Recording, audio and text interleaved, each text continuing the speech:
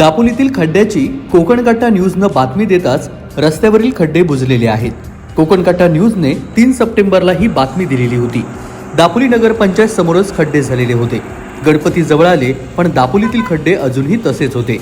अखेर रस्त्यावरील खड्डे बुजले, नगरपंचायतने हे खड्डे बुजवलेले आहेत। बातमीची दखल घेऊन दापोलीतील पेट्रोल पंपासमोर आणि तहसीलदार कार्यालयासमोर पडलेले खड्डे भरण्याकरता भर पावसामध्ये सुरुवात करण्यात आली होती। परंतु संपूर्ण खड्डे बुजवत असताना पावसाचा जोर असल्याने व्यवस्थित काम न झाल्याचं दिसून येत आहे। परंतु थोडा का होईना नागरिकांना मात्र दिलासा मिळालेला आहे। सलीम रखांगे, कोकणकट्टा न्यूज, दापोली।